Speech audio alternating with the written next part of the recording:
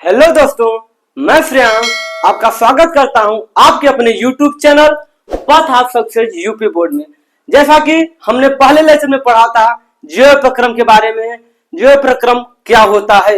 आज हम आपके लिए लेके आए हैं विषम पोषी पोषण कितने प्रकार के होते हैं और इसमें सबसे इंपॉर्टेंट टॉपिक है प्रकाश संश्लेषण। प्रकाश संश्लेषण क्या होता है, उससे पहले हम आप लोग से निवेदन करेंगे कि जो इस वीडियो पे नया है वो चैनल को सब्सक्राइब करें और बेल आइकन का बटन जरूर दबाएं। चलिए हम एक बार अपना पिछला जो पढ़े थे लेक्चर 1 में उसे रिवीजन कर लेते हैं। पहला टॉपिक था उसमें जैव प्रक्रम क्या होता है।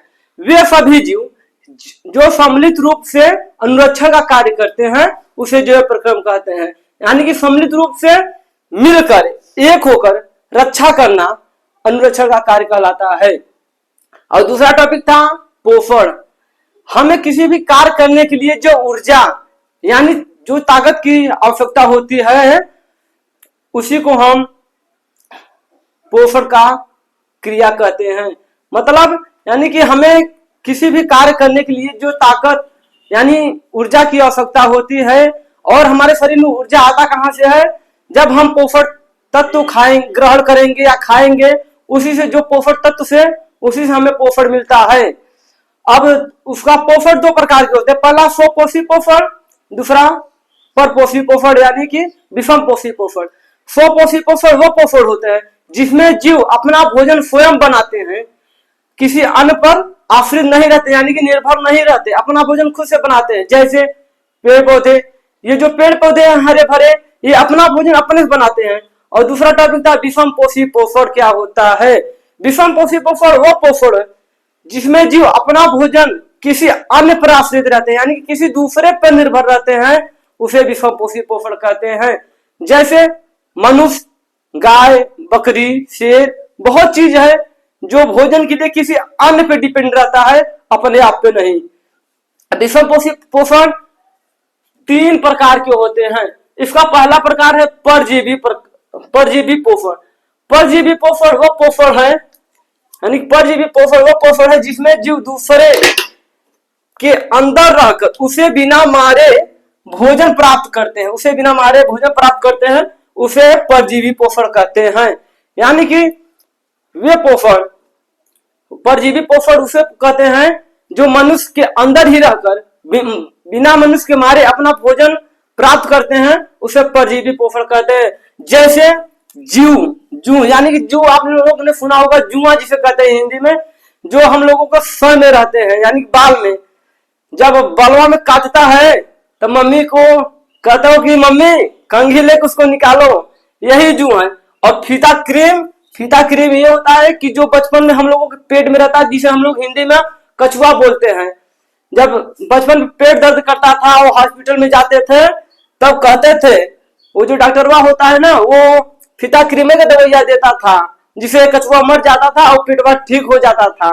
अब इसके बाद हम दूसरा है मृतजीवी पोषण। मृतजीवी पोषण क्या है, पहले इसे आप लोग एक बार और समझ लीजिए अच्छे से, तब हम दूसरा बताएंगे। मृतजीवी परजीवी वह पोषण होता है जिसमें जीव दूसरे जीव पर यानी किसी अन्य जीव के अंदर रहकर उसे बिना मारे भोजन प्राप्त करते हैं। क्या प्राप्त करते हैं? भोजन प्राप्त करते हैं, उसे परजीवी पोषण कहते हैं। परजीवी पोषण में जैसे कोई पूछ ले परजीवी में क्या क्या आता है, आप याद रखना, जू, फीता क्रीम और सब होते हैं। चलिए आप लोग इसे स्क्रीनशॉट ले लीजिए या नोट कर लीजिए। उसके बाद हम बताएंगे मृतजीवी के बाद प्राणी संपोषी।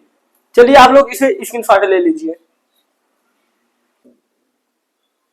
चलिए भाइयों, ये मेरे प्यारे दोस्तों जो भी हैं, आप मेरे भाई बहन सभी लोग हैं, हमने आपके लिए दूसरा लेके आया है मृतजीवी पोषण। यानी कि मृत यानी कि समझते हैं कि मरा हुआ जीव। मृतजीवी अपना भोजन मृत जीवों के शरीर तथा गले कार्बनिक से प्राप्त करता है। यानी कि ये वे जीव हैं जो मरे हुए, जो मर जाते हैं जीव जानवर, फेंक फेंका जाता है, उन्हीं से अपना भोजन प्राप्त करते हैं। उसे हम लोग क्या कहेंगे? हम मृतजीवी, मृतजीवी पोषण, मृतजीवी पोषण, पोषण कहते हैं। लिख लेंगे, हम कहते हैं, कहते हैं।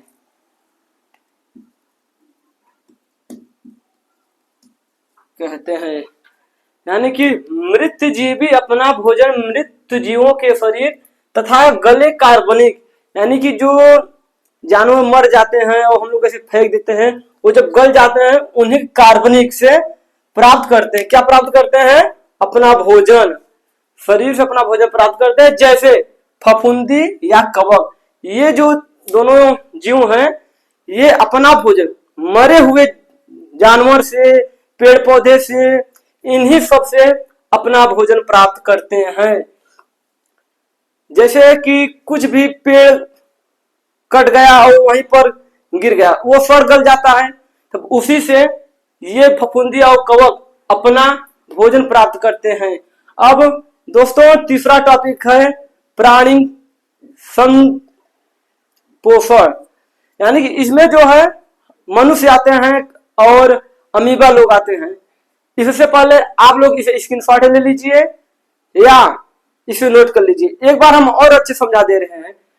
आप लोगों को डिफिनेशन ही देखकर पता चल जा रहा होगा कि ये कहना क्या चाहता है। मृत जीवी यानी कि मरा हुआ अपना भोजन मृत जीवों के शरीर से, शरीर तथा गले कार्बनिक से प्राप्त करता है, मृत जीवी पोषण कहलाता है। इसमें जैसे कवक, फफूंदी, ये दोनों चीज है, मरे हुए से जो मर जाता है उन्हीं से अपना भोजन प्राप्त करते हैं। दोस्तों आप लोग इसे स्क्रीनशॉट ले लीजिए या कहीं कॉपी पर नोट्स बनाकर लिख लीजिए। आप लोगों को टॉपिक बाय टॉपिक पढ़ाया जा रहा है। हम कहेंगे आप लोग एक कॉपी खरीदिए और उसमें सीरियल से, जैसे पहला टॉपिक होगा जैव प्रक्रम, दूसरा पोषण, पोषण के प्रकार, और ये इसमें विषम पोषक कितने प्रकार के होते हैं, हर एक टॉपिक। इसमें सबसे इंपॉर्टेंट टॉपिक है प्रकाश संश्लेषण। प्रकाश संश्लेषण क्या होता है कुछ देर में हम आपको बताएंगे। इससे सब पहले हम लोगों का एक टॉपिक और बचा है, तीसरा नंबर। तीसरा नंबर आप लोग पढ़ लीजिए, उसके बाद हम बताएंगे कि प्रकाश संश्लेषण क्या होता है। दोस्तों आप इसे स्क्रीनशॉट ले लीजिए या कहीं पर नोट कर लीजिए, हम हट जा रहे हैं। चलिए दोस्तों तीसरा टॉपिक है प्राणी संपोषण, यानी प्राणी संपोषण किसे कहते हैं, ये हमारा क्वेश्चन है। तो हम लोग देखिए पहले से ही लिख दिए हैं, आप लोगों को कोई प्रॉब्लम ना हो, नोट्स अच्छे से बनाते जाइए। इसमें है, इसमें जो संपूर्ण भोज्य पदार्थ, यानी कि जो पदार्थ होता है, भोजन होता है, भोजन को अंतःग्रह यानी कि खाना अंतःग्रह करता है तथा उसका पाचन शरीर के अंदर होता है। यानी कि जो मनुष्य और अमीबा होते हैं, ये जब भोजन करते हैं, अंतःग्रह यानी कि खाना शरीर के अंदर हम लोगों का पाचन होता है। ये नहीं कि बाहर से है आ भोजन मैं तुम्हें खाऊं, ये नहीं होता मेरे दोस्तों।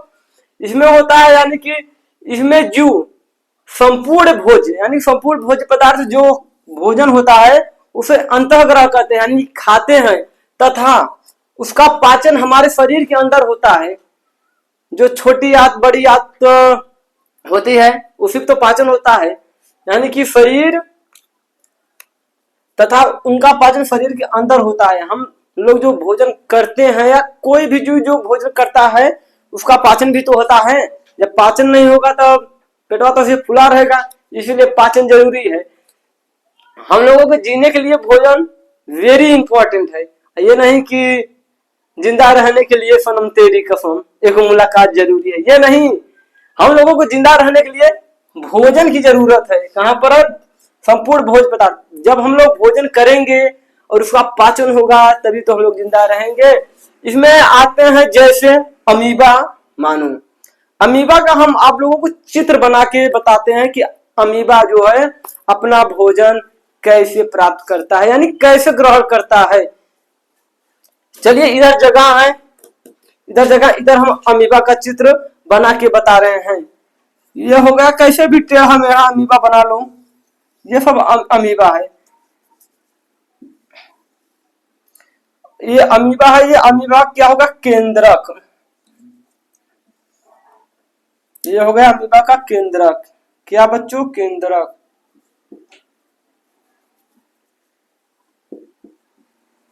केंद्रक। और ये जो है ये हो गया भोज्य पदार्थ, यानी भोजन। ये अमीबा पहला स्टेप होगा। ये अमीबा जो है अपने पूरे बॉडी को ऐसे लहराता है, यानी कि ऐसे ऐसे टेढ़ा मेढ़ा करते करते भोजन तक पहुंचता है। एक समय ऐसा आता है कि ये जो भोजन है मध्य में आ जाता है, यानी कि इसे मान लो हम मध्य में ला दिए। ये जो ब्लैक भोजन है हमारा, ब्लैक से बनाते, ये भोजन जो है एकदम मध्य में आ जाता है। तब ये अमीबा अपने शरीर के अंदर ही, यानी कि इसके अंदर ही भोजन का पाचन करता है। कैसे करता है, पाचन। एक बार हम मिटा के अच्छे से समझाना चाहते हैं, आप लोग ध्यान दीजिएगा।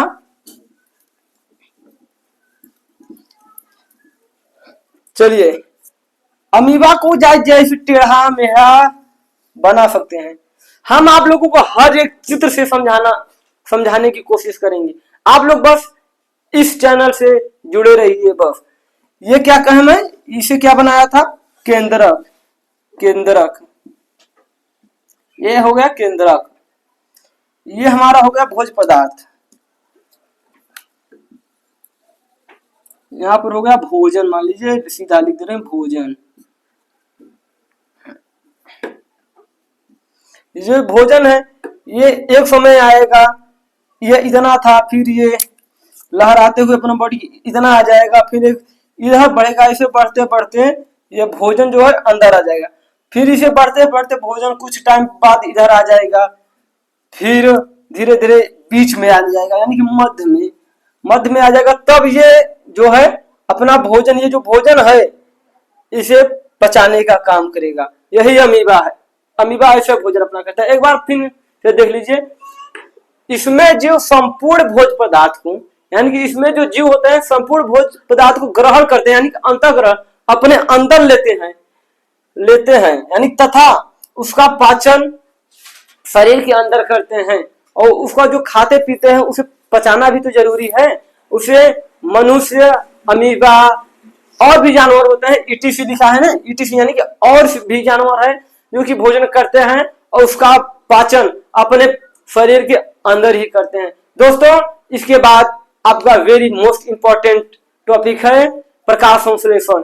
आप लोग इसका स्क्रीनशॉट ले लीजिए या इसे किसी कॉपी में नोट कर लीजिए।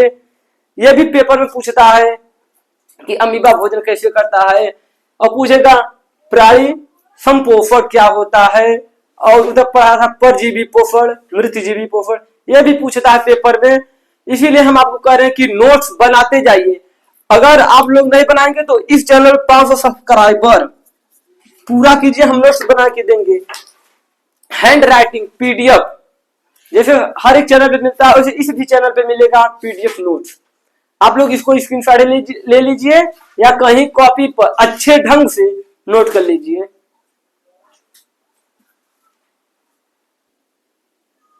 चलिए दोस्तों, जिसका आपका इंतजार था, जिस चीज का आप वेट कर रहे थे, प्रकाश संश्लेषण, ये जो टॉपिक है एग्जाम के दृष्टि से देखा जाए तो वेरी इंपॉर्टेंट है, यानी कि मोस्ट इंपॉर्टेंट टॉपिक है। इसे आप लोग स्टार बनाकर लिख लीजिएगा, कहीं पर नोट कर लीजिए। ये पेपर में हर बार पूछता है प्रकाश संश्लेषण क्या है। यानी कि प्रकाश संश्लेषण यह वह प्रक्रम है जिसमें स्वपोषी, हमने आपको बताया था ना कि स्वपोषी क्या होता है, वे पोषण जो अपना भोजन स्वयं से बनाते हैं, किसी अन्य जीव पर यानी किसी अन्य पर निर्भर नहीं रहते, अपना भोजन स्वयं बनाते हैं, उसे क्या कहते हैं, स्वपोषी। आ गया ना, हम आपको कहे थे कि स्वपोषी में हरे भरे पेड़ पौधे आते हैं। फिर देख लीजिए यहाँ पर आ गया स्वपोषी, फिर से देख लीजिए, यह वह प्रक्रम है जिसमें स्वपोषी बाहर से लिए पदार्थों को ऊर्जा के रूप में संचित करते हैं, यानी कि ऊर्जा के रूप में संचित, ऊर्जा के रूप में ये जो है संचित है, यानी कि ऊर्जा के रूप में जो पदार्थ होते हैं उसे ऊर्जा के रूप में संचित रूप से परिवर्तित कर देते हैं। यानी कि जो पेड़ पौधे हैं, जो भी हम लोग जो कार्बन डाइऑक्साइड छोड़ते हैं उसे लेते हैं और जल को लेते हैं, उसे ऊर्जा के रूप में संचित, यानी कि ऊर्जा संचित रूप से परिवर्तित कर देते हैं, यानी बदल देते हैं। यह पदार्थ कार्बन डाइऑक्साइड, मैंने कहा था ना कि कार्बन डाइऑक्साइड जो हम लोग छोड़ते हैं, कार्बन डाइऑक्साइड तथा जल, क्या तथा जल, कार्बन डाइऑक्साइड तथा जल के रूप में लिए जाते हैं। यहां पर लिखा है बाहर से लिए पदार्थों को ऊर्जा संचित रूप से परिवर्तित कर देते हैं, यानी कि जो हम लोग कार्बन डाइऑक्साइड छोड़ते हैं पेड़ पौधे उसे लेते हैं और जल को लेकर, यह लिखा है जल के रूप में लिए जाते हैं। ये जो पदार्थ हैं कार्बन डाइऑक्साइड और जल के रूप में लिए जाते हैं। फिर जो सूर्य के प्रकाश तथा क्लोरोफिल, अब आप लोग पूछेंगे ये क्लोरोफिल क्या है, हम बता दें ये क्लोरोफिल वो है जो पत्तियों को हरा रखता है, यानी कि रंग प्रदान करता है, की उपस्थिति में कार्बोहाइड्रेट यानी कि ग्लूकोज में परिवर्तित कर दिए जाते हैं, यानी कि ग्लूकोज के रूप में परिवर्तित कर दिए जाते हैं। जब दो कण मिलते हैं तो कार्बोहाइड्रेट का निर्माण होता है। दो ग्लूकोज का अणु मिलकर कार्बोहाइड्रेट का निर्माण करते हैं, यानी कि परिवर्तित कर दिया जाता है। फिर से एक बार समझ लीजिए, यह वह प्रक्रम है जिसमें स्वपोषी यानी कि जो अपना भोजन स्वयं से बनाते हैं, बाहर से लिए पदार्थ यानी कि जो बाहर से लेते हैं, कार्बन डाइऑक्साइड हो गया जैसे जल हो गया, पदार्थों को ऊर्जा संचित रूप से परिवर्तित कर देते हैं। जो लेते हैं कार्बन डाइऑक्साइड उसे ऊर्जा के रूप में यानी कि संचित कर देते हैं। जैसे हम लोग पोषण पढ़े थे उसमें हम लोग भोजन करते थे और तभी हम लोगों को ऊर्जा मिलता था। इसी प्रकार इसमें होता है, जब ये लोग पदार्थ यानी कि कार्बन डाइऑक्साइड और जल को लेंगे तो उन्हें भी ऊर्जा मिलेगी, ऊर्जा के रूप में परिवर्तित कर देते हैं। ये पदार्थ कार्बन डाइऑक्साइड तथा जल के रूप में लिए जाते हैं। ये पदार्थ जो है कार्बन डाइऑक्साइड और जल के रूप में लिए जाते हैं, ना कि सीधा भोजन रोटी सब्जी चावल दाल मिले सब खा ले। ये रोटी सब्जी नहीं खाते, पेड़ पौधे जो है यानी कि कार्बन डाइऑक्साइड लेते हैं जो हम लोग रिलीज करते हैं यानी छोड़ते हैं और जल की उपस्थिति में अपना भोजन प्राप्त करते हैं। जो सूर्य के प्रकाश तथा क्लोरोफिल की उपस्थिति में कार्बोहाइड्रेट में परिवर्तित कर दिए जाते हैं, यानी क्लोरोफिल जो पेड़ पौधों को हरा भरा रखता है, पत्तियां किसके कारण हरा रहती है, क्लोरोफिल के कारण। देख लीजिए जैसे CO2 यानी कि कार्बन डाइऑक्साइड का 6 अणु और H2O यानी कि जल का 12 अणु, क्लोरोफिल और प्रकाश सूर्य के प्रकाश की उपस्थिति में मिलकर क्लोरोफिल यानी कि इसे कह सकते हैं कार्बोहाइड्रेट या ग्लूकोज का निर्माण करते हैं। इसी को प्रकाश संश्लेषण कहते हैं। दोस्तों हम चित्र बनाकर आप लोगों को बताते हैं कि प्रकाश यानी कि जो पेड़ पौधे अपना भोजन कैसे निर्माण करते हैं। थोड़ा इधर आइए, इधर जैसे ये हो गया हम लोगों का प्लांट्स, कुछ भी छोटा मोटा प्लांट्स बना लीजिए।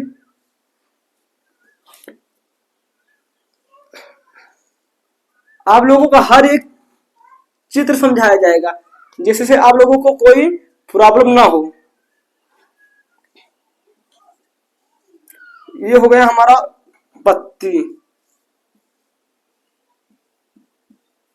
इधर भी पत्ती बना दे रहे हैं, ज्यादा नहीं बनाएंगे, बस छोटा सा बनाएंगे। आप लोगों को अभी बहुत चीज पढ़ाना है इस चैप्टर में। अभी शोषण क्या होता है, उत्सर्जन क्या होता है, परिवहन क्या होता है, ये सब टॉपिक तो बचा ही है। इसीलिए हम लोग इसे जल्दी से खत्म कर अपना न्यू चैप्टर यानी चैप्टर 2 स्टार्ट करेंगे। ये देखिए ये हो गया पत्ती, ये सतह हो गया यानी कि जो जमीन के नीचे है यानी जड़, ये जड़ हो गया, और ये सन,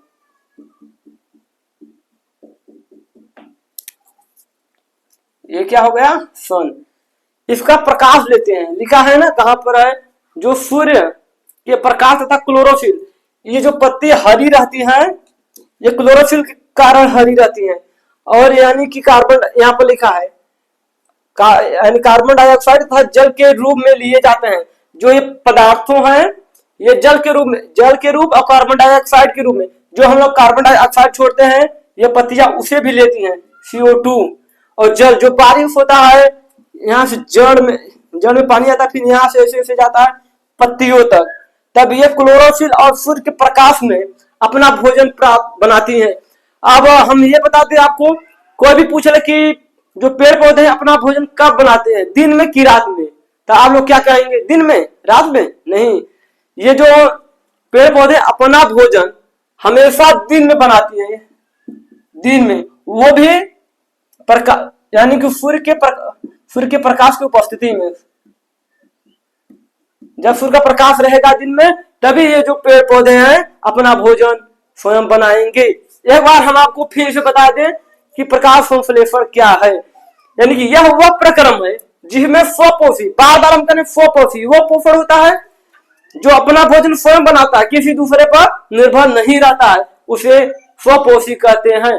स्वपोषी बाहर से लिए पदार्थों को ऊर्जा संचित रूप में परिवर्तित करता है, यानी कि जो पदार्थ को लेता है उसे ऊर्जा बनाता है, यानी कि ऊर्जा के रूप में परिवर्तित कर देते हैं। ये पदार्थ कार्बन डाइऑक्साइड जल के रूप में लिए जाते हैं। ये जो पदार्थ पेड़ पौधे लेते हैं भोजन के रूप में नहीं लेते हैं, जल और कार्बन डाइऑक्साइड के रूप में लेते हैं। जो सूर्य के प्रकाश तथा क्लोरोफिल की उपस्थिति में कार्बोहाइड्रेट में परिवर्तित कर दिए जाते हैं। कार्बोहाइड्रेट इसे हम कह भी सकते हैं ग्लूकोज, यानी कि जब 2 या 2 से अधिक ग्लूकोज का कण मिलता है तो कार्बोहाइड्रेट बनाता है। क्या बनाता है? कार्बोहाइड्रेट। हमने आपको उदाहरण जैसे बताया है, 6 कार्बन डाइऑक्साइड का अणु और 12 CO2 यानी कि ऑक्सीजन का अणु क्लोरोफिल और प्रकाश की उपस्थिति में क्रिया करके ग्लूकोज का निर्माण करता है। किसका निर्माण करता है? ग्लूकोज का निर्माण करता है। अगले टॉपिक पर हम आते हैं, तब से आप ये इसे स्क्रीनशॉट ले लीजिए या कहीं पर अच्छे ढंग से नोट कर लीजिए। आप लोग ये गोला मत बनाइएगा, हम ये सर्कल किए आप लोगों को समझाने के लिए, आप लोग सीधे से लिखिएगा। यह वह प्रक्रम है जिसमें स्वपोषी बाहर से पदार्थों को ऊर्जा संचित रूप से परिवर्तित करते हैं।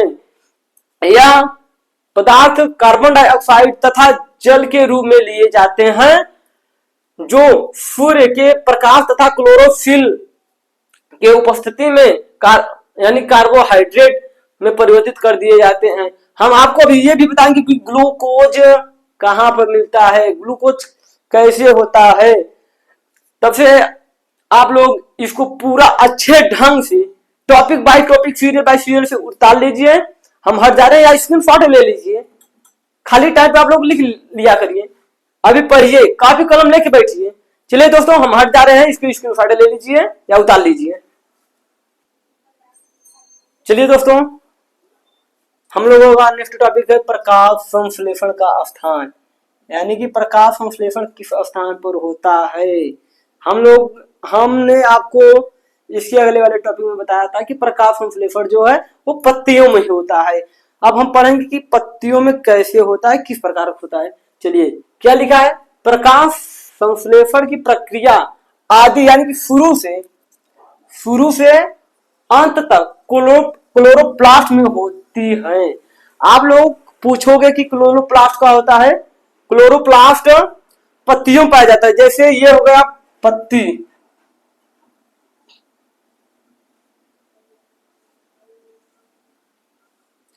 ये हो गया हम लोगों का पत्ती। ये पत्ती का अनुप्रस्थ काट है, यानी कि पत्ती को काटा हुआ है। यहाँ पर पूरे अधिक मात्रा में क्लोरोप्लास्ट पाया जाता है। क्या? क्लोरोप्लास्ट।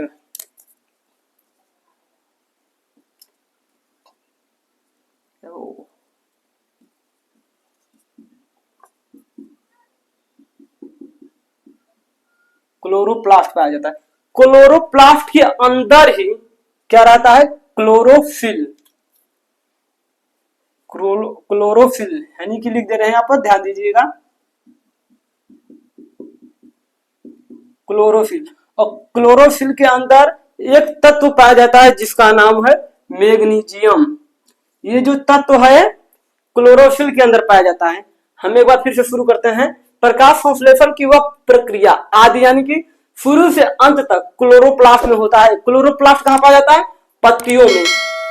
क्लोरोप्लास्ट में होता है, पत्तियों में अनेक क्लोरोप्लास्ट होते हैं। क्लोरोप्लास्ट, सॉरी बच्चों कहने में थोड़ा प्रॉब्लम रहा है, लेकिन आप लोग समझ लीजिए। क्लोरोप्लास्ट यानी क्या कह रहा है? पत्तियों में अनेक क्लोरोप्लास्ट होते हैं। हमने बताया ना, पत्तियां ये जो अनेक क्लोरोप्लास्ट हैं, इन कणों की संरचना एवं कार्य दोनों ही बड़े जटिल होते हैं। यानी कि दोनों ही बड़े जटिल होते हैं।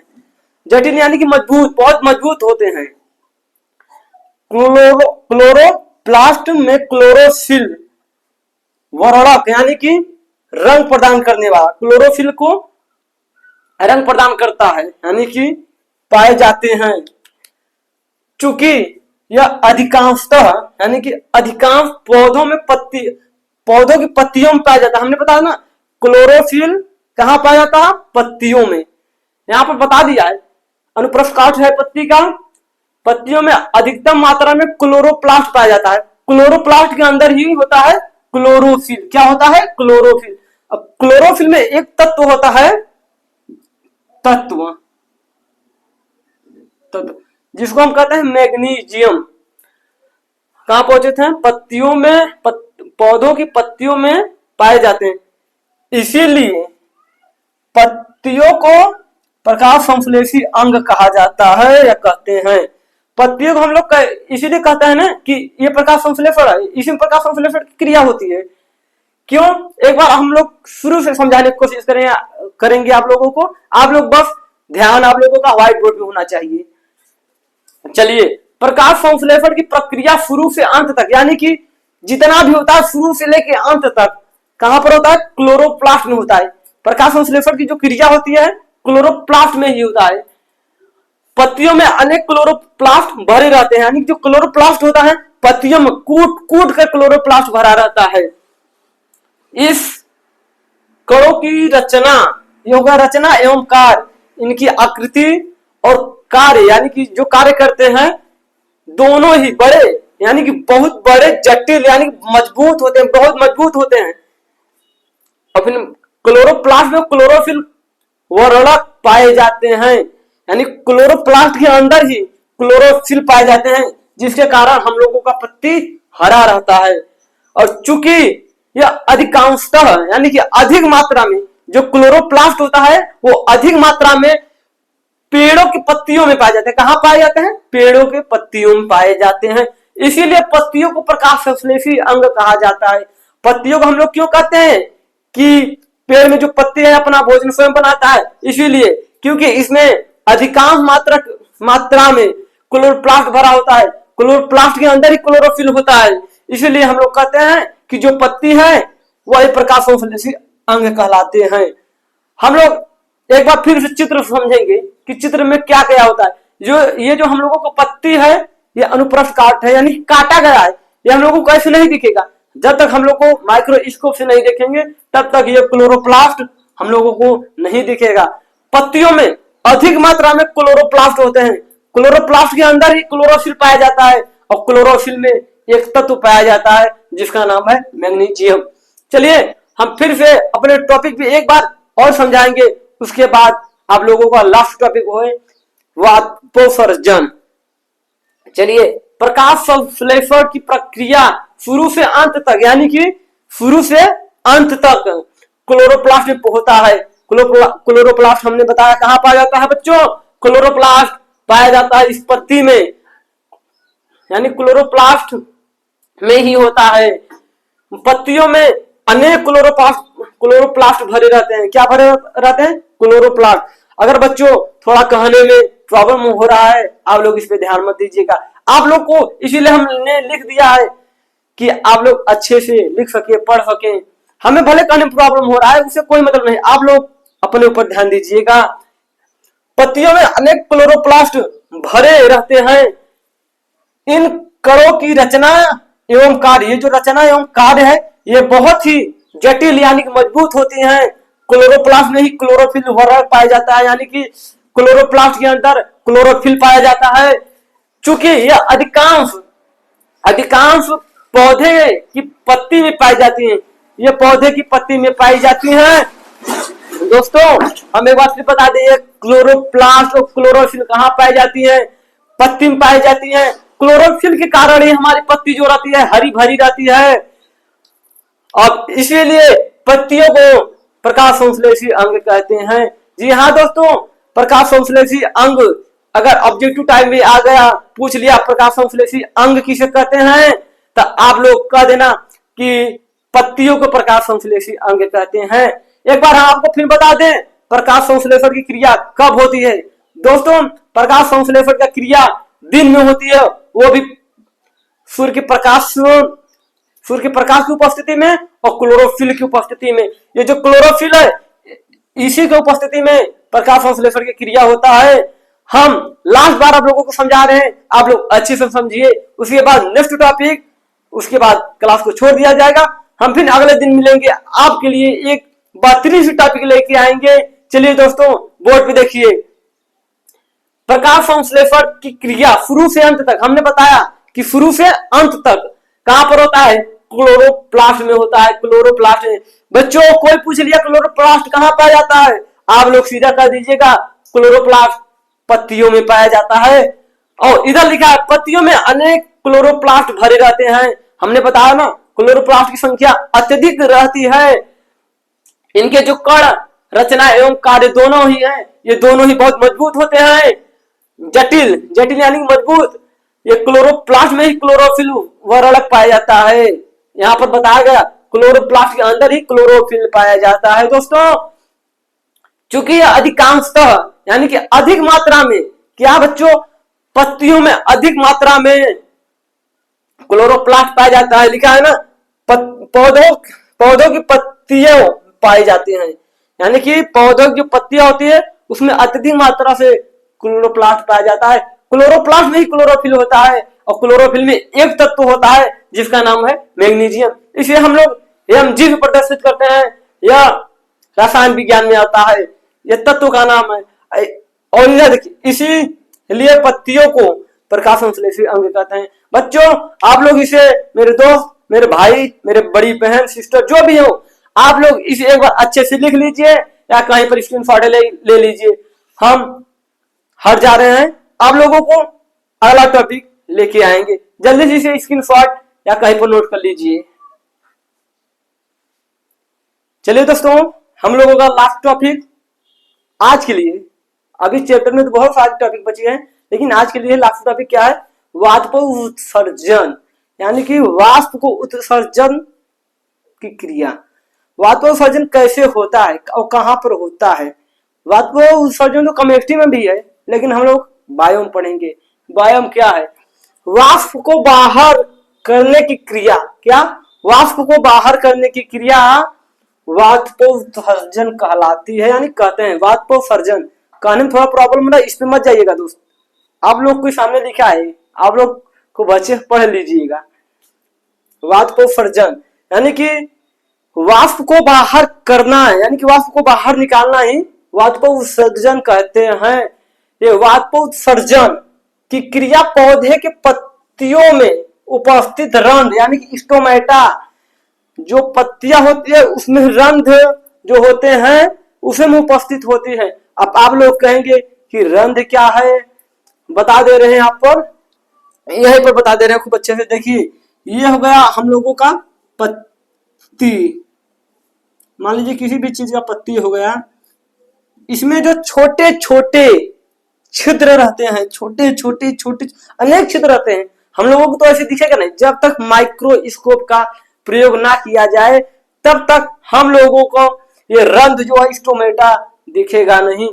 दोस्तों ये जो है पत्तियों में रंध्र बहुत ही छोटे छोटे में रहते हैं। लिखा है ना वाष्प को बाहर करने की क्रिया वाष्पोत्सर्जन कहलाते हैं, यानी कि वाष्पोत्सर्जन कहते हैं। क्या कहते हैं? ये जो वाष्प है वाष्पोत्सर्जन, उत्सर्जन में निकालना, वाष्प को जो हम बाहर निकालते हैं उसी को, उस क्रिया को वाष्पोत्सर्जन कहते हैं। और फिर देखिए क्या लिखा है? वाष्पोत्सर्जन की क्रिया पौधों की पत्तियों में होती है। कहाँ होती है? पौधों की पत्तियों में। जैसा कि हमने यहाँ पर बताया, ये जो पौधा है, ये पत्ती है, पत्तियों में छोटे छोटे छोटे जो बहुत छोटे में रहते हैं। इसको हम लोगों को देखने के लिए चश्मा की जरूरत नहीं पड़ेगी, माइक्रोस्कोप की जरूरत पड़ेगी। हम लोग माइक्रोस्कोप से देखेंगे तो ये जो चित्र है, छोटे छोटे छिद्र वे दिखेगी। और लिखा है यहाँ पर, यह जल हानि की क्रिया है। ये जल हानि की क्रिया है। जो वाष्पोत्सर्जन होता है वो जल हानि करता है। अब आप लोगों को कहेंगे कि जल कैसे हानि होता है? दोस्तों, जब जो पेड़ पौधे होते हैं अपने जड़ से पानी को एब्जॉर्ब करते हैं, यानी कि पानी को अपने पत्तियों में लेते हैं, वो भाप बनकर उड़ जाता है। पानी लिए फिर भाप बनकर उड़ गया, इससे क्या हुआ? जल हानि हुआ। जल हानि हुआ कि नहीं? बोलिए जल्दी इस कमेंट में, आप लोग कमेंट कीजिए कि जल हानि कैसे हुआ। चलिए दोस्तों, हम एक बार फिर अच्छे तरीके से आप लोगों को समझाने चाहते हैं, इसीलिए हम बार बार समझाते हैं। जब तक आप लोगों को समझ नहीं आएगा तब तक हम समझाते रहेंगे। चलिए एक बार फिर, वाष्प को बाहर करने की क्रिया को वाष्पोत्सर्जन कहते हैं। जब हम वाष्प को बाहर, जैसे हम लोगों को घर खाना बनता है, जब उसको ढक देते हैं भोजन, तो उसमें जो पानी रहता है वो वाष्प बन जाता है, और जब ढक्कन को हटाते हैं वाष्प बनकर उड़ जाता है। इसी प्रकार इसमें भी है, वाष्प को बाहर करने की क्रिया वाष्पोत्सर्जन कहते हैं। वाष्पोत्सर्जन की क्रिया पौधे की पत्तियों में उपस्थित रंध्र में पाई जाती है। जो पत्तियां होती है, पत्तियों के पीछे आगे देखेंगे छोटे छोटे, बहुत छोटे छोटे छिद्र रहते हैं। हम लोगों को नहीं दिखेगा। जब तक हम लोग माइक्रोस्कोप का प्रयोग नहीं करेंगे तब तक ये स्टोमेटा यानी कि रंध्र, ये जो रंध्र है हम लोगों को नहीं दिखेगा। ये जल हानि की क्रिया है। हमने बताया ना, जब पेड़ पौधे जल लेते हैं उसे वाष्प बनाकर छोड़ देते हैं। जब भोजन बनाएंगे, सन की प्रकाश उसमें पानी लेंगे, और पानी जब सन का प्रकाश उसमें पड़ेगा तो वह वाष्प बन जाएगा, और वे वाष्प के जरिए वाटर जो होता है यानी कि पानी उड़ जाता है। इसीलिए वाष्पोत्सर्जन में जल की हानि भी होती है। लास्ट टॉपिक एंड आखिरी टॉपिक कर सकते हैं तो ये है रंध्र यानी कि स्टोमेटा। हमने कहा ना, रंध्र छोटे छोटे होते हैं। अब देखिए कि रंध्र कितने छोटे हैं, हमने बताया कि ना, जब तक इसको माइक्रोस्कोप से ना देखा जाए तब तक रंध्र को हम देख नहीं पाएंगे। चलिए क्या लिखा है यहाँ पर, एक बार ध्यान दीजिए बोर्ड पर।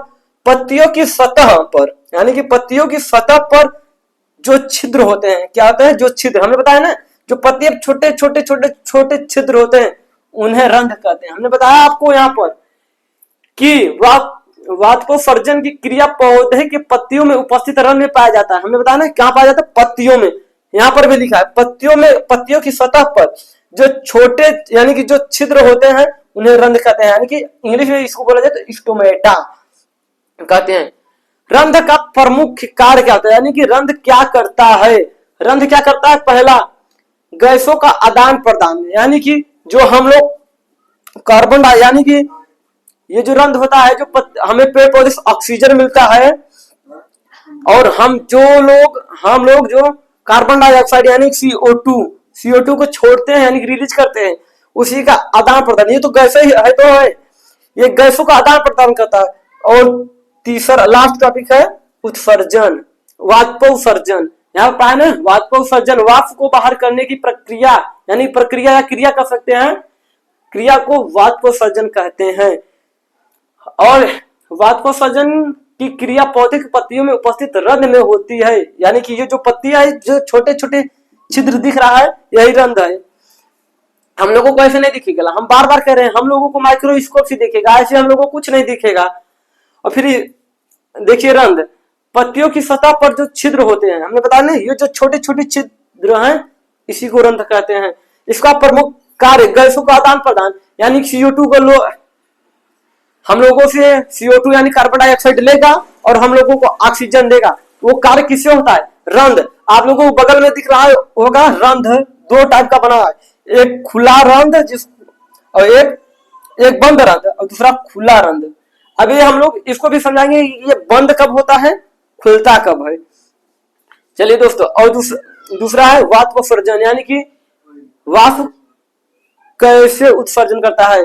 चलिए अब एक बार हम चित्र समझ लेते हैं कि ये बंद कब होता है, खुला कब होता है। जब पेड़ पौधे अपने जड़